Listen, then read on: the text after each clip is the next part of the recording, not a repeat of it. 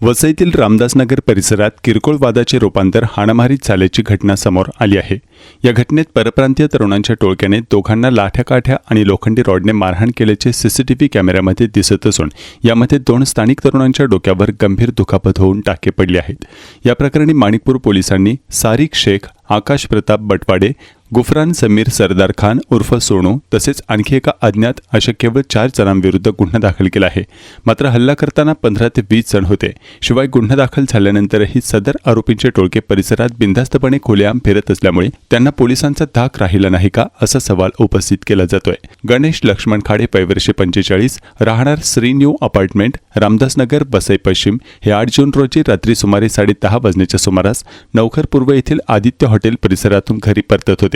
यावेळी परिसरातील एका कॅन्टीनजवळ उभे असताना काही व्यक्तींशी त्यांचा किरकोळ वाद झाला।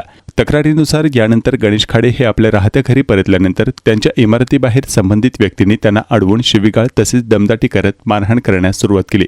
यावेळी त्यांना मदत करण्यासाठी आलेले त्यांचे मित्र संदीप मधुकर सपकाळ, वय वर्षे 39 यांना हे आरोपींनी मारहाण केल्याचा आरोप करण्यात आला आहे। माझं नाव गणेश लक्ष्मण खाडे, मी राहणारा वसई ईस्ट नवघर, समर्थ रामदासनगर। आमच्या तिथे कॅन्टीन आहेत, कॅन्टीनवाले आहेत, म्हणजे ते रेल्वेमध्ये धंदा करणारे आहेत, परप्रांतीय लोक। त्याच्यामध्ये काही UP-वाले आहेत, बिहारवाले आहेत, असे काही MP-वाले आहेत।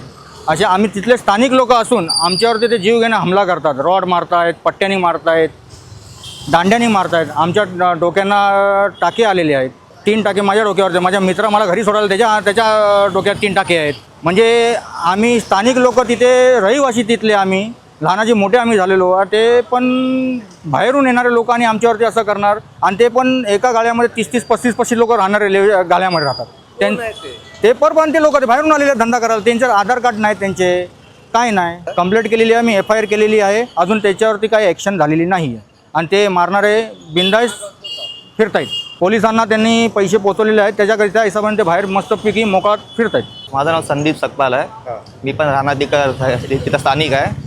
तिथे प्रांतीय माणसं तिकडे आहेत, ज्या जमा झाल्या ते रेल्वेमध्ये, जे बेकायदेशीर रेल्वेमध्ये धंदा करतात। आणि त्यांची दादागिरी एवढी वाढली आहे की माझ्या मित्राला त्याशी मारलं, हरण केलं।